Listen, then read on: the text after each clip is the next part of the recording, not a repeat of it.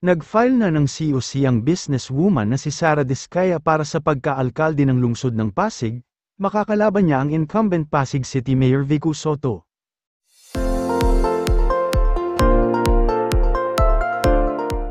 Kasamang naghain ni Sara ang kanyang asawang si Pacifico Curly Diskaya na CEO ng St. Gerard General Contractor and Development Corporation.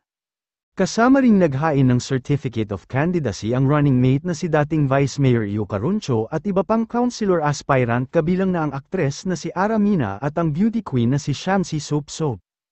Bago naghain ng kandidatura, nagtungo at nagkaroon muna ng misa si Diskaya sa Immaculate Conception Cathedral of Pasig kasama ang kanyang partido at mga taga-suporta na dumagsa sa harap ng tanggapan ng Comelec Pasig. Samantala, sakaling manalo daw si Sara, gagawin daw niyang smart city ang Pasig. Panoorin natin.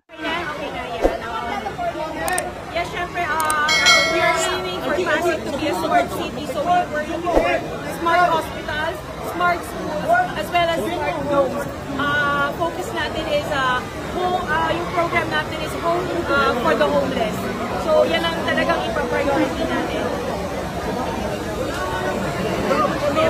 Opo, ma'am, nakita po namin na napakadaming supporters na nagabang sa inyo. Ano po masabi niyo po doon?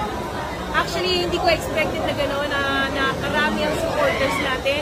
Ang ano ko lang is parang yun nasa loob na ng simbahan. So paglabas talaga, na-overwhelm kami na there were so many supporters. Talagang literally naiyak ako kasi hindi ko ina-anticipate na ganyang karami ang sasamahan kami dito sa pagpunta namin dito sa Comelec. Ang sana kayo asahan ng Pasigenyo kung sakali na manalo kayo?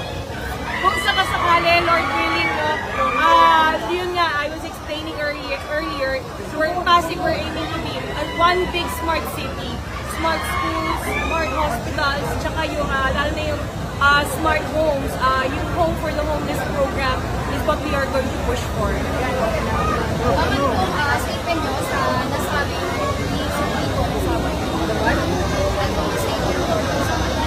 Actually, no, there's a right place for that. So, ito, let me enjoy the moment na as a first-time candidate na nakapag-file ako.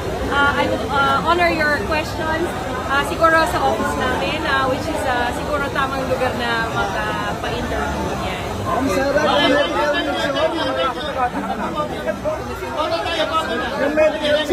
Sige.